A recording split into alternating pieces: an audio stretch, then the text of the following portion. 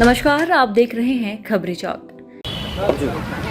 2024 लोकसभा चुनाव की गिनती 4 जून को होनी है और अंबिकापुर के पॉलिटेक्निक कॉलेज में भी सरगुजा ज़िले की गिनती होगी, जिसकी तैयारी लगभग पूर्ण कर ली गई है।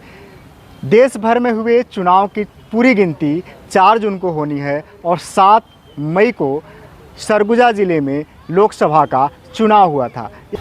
एक लंबे समय से प्रत्याशी परिणाम का इंतज़ार कर रहे हैं। प्रत्याशियों के साथ साथ मतदाताओं में भी एक तरीके की जिज्ञासा है कि आखिरकार इस चुनाव में जीत किसकी होगी। तो आइए चलते हैं, प्रत्याशियों से ही बात करते हैं, क्योंकि कहीं ना कहीं लोकसभा के चुनाव में भाजपा और कांग्रेस के बीच में ही कड़ा मुकाबला है। नमस्कार, मैं हूं अंचल ओझा और आप देख रहे हैं खबरी चौक।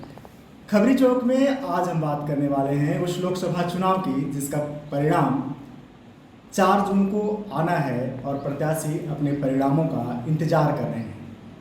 हमारे बीच में अभी मौजूद हैं सरगुजा लोकसभा से भाजपा के प्रत्याशी चिंतामणि महाराज। जी हाँ, ये वही चिंतामणि महाराज हैं जिनके बारे में कहा जाता है कि ये जहाँ भी जाते हैं इनके मज़े रहते हैं।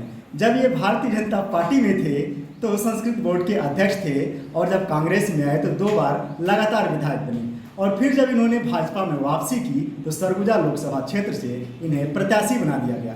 जिस तरीके से सरगुजा लोकसभा क्षेत्र से भाजपा लगातार चुनाव जीतती रही है, ऐसा अंदाजा है कि एक बार फिर से चिंतामणि महाराज सांसद बनने के कगार पर पहुंच चुके हैं। हमारे बीच में चिंतामणि महाराज उपस्थित हैं। महाराज, आपका स्वागत है खबरी चौक पर।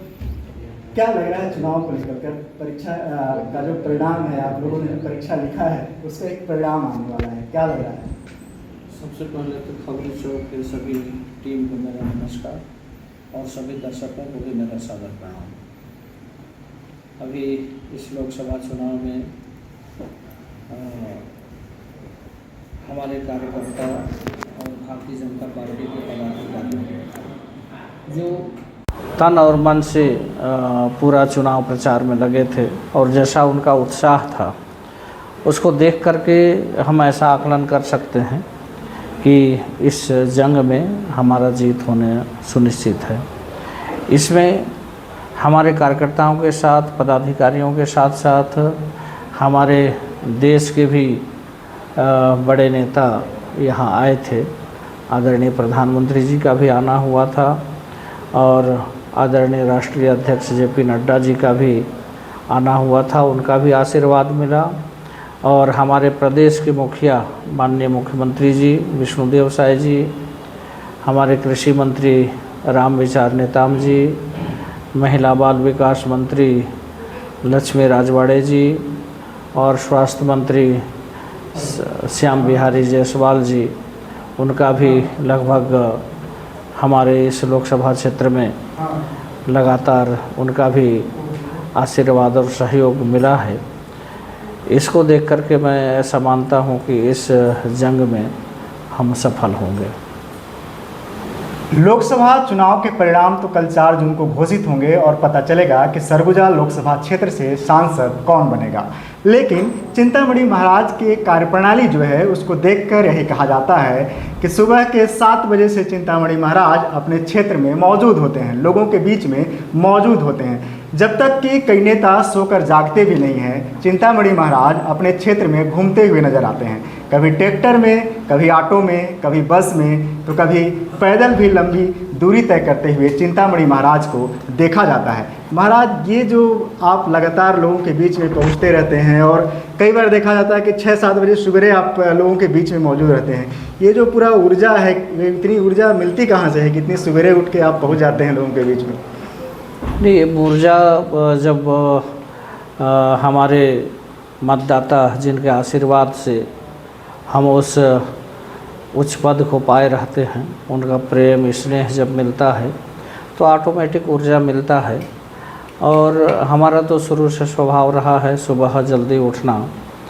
लगभग 5 बजे मैं उठ जाता हूँ, उठ करके स्नान करके पूजा पाठ करके फिर क्षेत्र में निकल जाना होता है। अब कई जगह ऐसे भी क्षेत्र हैं जहाँ पर पहुँचविहीन हैं, तो वहाँ पर मोटरसाइकिल से जाना है तो मोटरसाइकिल से चले गए, ट्रैक्टर से, पैदल, जैसा भी हो। हमको जन सेवा अगर करना है तो यदि हम देखेंगे कि यहाँ गाड़ी जाएगी वहीं हम जाएंगे, बाकी जगह नहीं जाएंगे तो जन सेवा हुआ नहीं। तो अगर हमको जन सेवा करना है तो जैसे भी हम लोगों के बीच पहुंच सकेंगे उन संसाधनों से हमको वहां पहुंचना चाहिए। लोगों के बीच जा कर के जो उतना विश्वास और भरोसा के साथ हमको उस स्थान पर बैठाए हैं, उनका भरोसा न टूटे, उसके लिए हमको जितना मेहनत करना पड़े मेहनत करना चाहिए। और हमारा प्रयास रहता है कि हम उतना मेहनत करें और कर लेते हैं।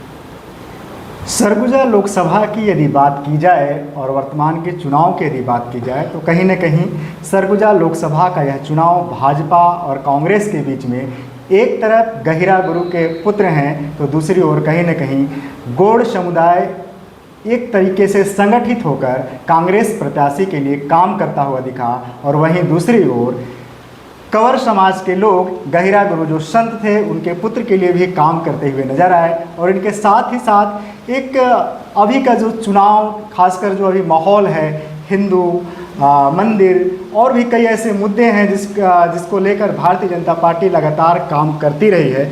इन सब के बीच महाराज यदि बात किया जाए सरगुजा की, कहा जाता है कि सरगुजा लोकसभा क्षेत्र में गौड़ मतदाता ज़्यादा हैं और गहिरा गुरु का भी जो प्रभाव है यहाँ पर काफ़ी ज़्यादा है। आप लोग काफ़ी समय से राजनीति में हैं, तो ये जो दोनों का प्रभाव है क्या असर डालेगा लोकसभा के चुनाव में, कल का जो परिणाम आएगा उस पर? निश्चित रूप से हमारे लोकसभा सरगुजा में ये गौड़ बाहुल्य है, लेकिन इसके बाद भी जिनको अपने सनातन पर आस्था है वो अपने समुदाय के होते हुए भी अगर हम ऐसे जगह वोट दें जहाँ पर हमारे वोट का सार्थकता रहे, ऐसा जिनके मन में भी आया है, जो हिंदू संस्कृति को, सनातन को मानने वाले लोग हैं, वो चाहे गौड़ हों चाहे कोई भी वर्ग के हों, उन लोग निश्चित रूप से भारतीय जनता पार्टी का समर्थन किए हैं।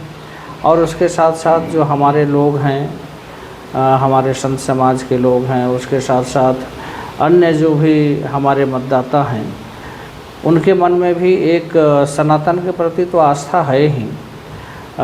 मैं देखा जब 500 वर्ष के बाद भगवान रामलला अपना जन्मभूमि में ही 500 वर्ष तक एक टेंट में रहे और 500 वर्ष के बाद जब विशाल मंदिर बना और उसमें भगवान राम प्राण प्रतिष्ठित हुए, इसके बाद सभी लोगों में एक सनातन के प्रति आस्था तो निश्चित रूप से बना है, इसको शायद कोई काट नहीं सकता। तो जिस तरह से भारतीय जनता पार्टी का कार्यशैली है, देश के विकास के साथ साथ अपना जो सनातन है, जो हिंदुस्तान है, यहाँ पर हिंदुओं का स्थान है ये, तो उसके लिए भी आदरणीय मोदी जी जिस तरह से काम किए हैं, जो असंभव था ऐसे कामों को भी संभव किए हैं सनातन के रक्षा के लिए, तो निश्चित रूप से लोगों के मन में ये बात तो है कि मोदी जी देश के विकास के साथ साथ हमारा जो संस्कृति है, सभ्यता है, सनातन है, उसका भी रक्षा कर रहे हैं। तो इसलिए मोदी जी के प्रति काफ़ी लोगों का आस्था है और उनके बातों पर भी भरोसा है कि मोदी जी जो बोलते हैं वो करते हैं। तो निश्चित रूप से इसका प्रभाव भी बहुत अच्छा पड़ा है, जिसमें जितने भी सनातनी हैं वो सभी भारतीय जनता पार्टी को वोट किए हैं। कल जब आप जीत के आएंगे, सांसद सरगुजा के बनेंगे, तो 4 प्रमुख काम यदि सरगुजा की बात करें जो आपकी प्राथमिकता में होंगे, तो वो 4 काम क्या आपके होंगे? उसमें मेरे दिमाग में जो अभी है 4 काम में, एक तो आवागमन का साधन अच्छा हो, चाहे वो हवाई यात्रा हो, चाहे सड़क मार्ग हो या रेल मार्ग हो। ये यातायात का साधन अपने को ठीक करने का आवश्यकता है। और दूसरा में स्वास्थ्य, यहाँ से अगर आप देखेंगे तो रायपुर, इधर बनारस और उधर रांची, ये सभी 300-350 किलोमीटर के रेंज में हैं। उसके नज़दीक कोई ऐसा अच्छा हॉस्पिटल नहीं है, तो अच्छा स्वास्थ्य का एक सुविधा लोगों को मिल सके, ये हमारा दूसरा प्राथमिकता होगा। और तीसरा प्राथमिकता यहाँ एक शिक्षा के क्षेत्र में भी कहीं न कहीं हम पीछे हैं। यहाँ जब कोचिंग के लिए जाना होता है तो हमारे बच्चों को कोटा भेजना पड़ता है। बहुत सारे ऐसे गरीब लोग हैं जो उतना दूर भेज नहीं पाते, तो इस विषय को भी हम ठीक कर सकें शिक्षा को। और उसके साथ साथ चौथा में पर्यटन, हमारा सरगुजा लोकसभा में पर्यटन के बहुत सारे स्थान हैं जो शायद चिन्हांकित नहीं हैं। आप यदि देखेंगे तो अभी मैन पाट को ज़्यादा लोग जानते हैं, उसके साथ साथ रामगढ़ है। ये एयरपोर्ट के बगल में ही एक ठिनठिनी पत्थर है, शायद उसको बहुत कम लोग जानते होंगे। उसके अलावा छत्तीसगढ़ का सबसे ऊंची चोटी हमारे सामरी विधानसभा में, जिसको गौरलाटा के नाम से जाना जाता है, वो अभी पर्यटन के क्षेत्र में चिन्हांकित नहीं हो पाया है, जिसके कारण उसको बहुत कम लोग जानते हैं। और उसी तरह बहुत सारे ऐसे जगह हैं जिसको अगर चिन्हांकित किया जाए तो पर्यटन के क्षेत्र में बहुत अच्छा काम हो सकेगा। विदेशी पर्यटक भी यहाँ आएंगे तो निश्चित रूप से यहाँ के लोगों का आर्थिक रूप से भी संपन्न होंगे। ये चार हमारा प्रमुख अभी विषय रहेगा। आगे हमारे मतदाताओं से, हमारे पार्टी के कार्यकर्ताओं से, पदाधिकारियों से मिल करके और क्या क्या प्राथमिकता तय करना है वो तय करेंगे। स्वास्थ्य, शिक्षा, आवागमन और पर्यटन, ये चार मुद्दे हैं जिन्हें लेकर चिंतामणि महाराज लोकसभा में सरगुजा की आवाज़ बुलंद करेंगे जब वे सांसद के रूप में सरगुजा से चुने जाएंगे। लेकिन इन सब के बीच चिंतामणि महाराज को लेकर एक और बात कही जाती है कि जब वो कांग्रेस में थे, जनता के बीच तो लगातार जुड़े हुए थे, लेकिन कहीं न कहीं संगठन से थोड़ी दूरी थी। वही स्थिति अभी भी देखी जा रही है। कहा जाता है कि भाजपा के लोग अभी से आशंकित हैं कि आखिरकार चिंतामणि महाराज यदि सांसद बन गए तो वो भाजपा के जो पदाधिकारी, जो बड़े नेता हैं, उनकी कितनी सुनी जाएगी? महाराज, उनकी कितनी सुनी जाएगी? निश्चित रूप से अभी जब चुनाव हम लड़ रहे हैं या टिकट भी मिला है तो संगठन के सहयोग से ही मिला है। चाहे हमारा ज़िले का संगठन हो या प्रदेश का संगठन या देश का संगठन के माध्यम से ही हमको टिकट मिला है और संगठन को साथ लेकर के ही हम आगे जाएंगे। लेकिन कहीं अगर कोई ऐसा विषय रहेगा, सत्य का बात रहेगा, तो हम सत्य के रास्ते पर निश्चित रूप से रहेंगे। हम किसी कार्यकर्ता को, हमारे जनता मतदाताओं को या फिर पदाधिकारियों को किसी से अलग हम नहीं रहेंगे, सभी को साथ लेकर के हम चलेंगे। चिंतामणि महाराज के जीत के जो मूल मंत्र हैं उन्हें यदि कहा जाए तो कहीं न कहीं यह है कि ये लगातार जनता के बीच रहते हैं। चाहे कैसी भी परिस्थिति हो, कहीं पर कोई घटना हो, दुर्घटना हो, चिंतामणि महाराज लगातार जनता के बीच देखे जाते रहे हैं। और यही कारण है, यही कहा जाता है कि भले ही संगठन से कितनी भी दूरी हो, लेकिन जनता के बीच ये लगातार नज़र आते हैं। और यही कारण है कि अभी से अपने जीत के प्रति आश्वस्त हैं कि जो काम मैंने पिछले 10 सालों में सरगुजा के ज़िलों में या उन विधानसभा क्षेत्रों में किया है जहां पर मैं रहा हूं, वहां से उन लोगों का भरपूर प्यार और सहयोग मिलेगा। साथ ही साथ उन्होंने एक और चीज़ कहा कि पार्टी और संगठन भी ज़रूरी है और पार्टी और संगठन के लोगों से भी बात की जाएगी। चिंतामणि महाराज को हम लोग खबरी चौक की ओर से जीत की अग्रिम शुभकामनाएं देते हैं कि आप जीत कर आएँ। सरगुजा लोकसभा क्षेत्र से जीत कर आप नई दिल्ली संसद में पहुँचें और यहाँ की आवाज़ बुलंद करें। धन्यवाद सर। आप नमस्कार। सरगुजा जिले से कांग्रेस की लोकसभा प्रत्याशी शशि सिंह हमारे बीच में हैं और उनसे बात करते हैं। कल 4 जून है और लोकसभा का परिणाम आने वाला है। क्या तैयारियां हैं जश्न की? क्या जीत को लेकर किस तरह का क्या पार्टी के अंदर चल रहा है, अभी तक का जो हिसाब किताब है, 1 महीने का समय था, क्या कुछ निकलकर बूथों से आया है, क्या स्थिति है, क्या लगता है कल जीत को लेकर कितने आश्वस्त हैं? मैं 101% आश्वस्त हूँ कि हम इस बार बहुत ही अच्छे वोटों से जीत रहे हैं।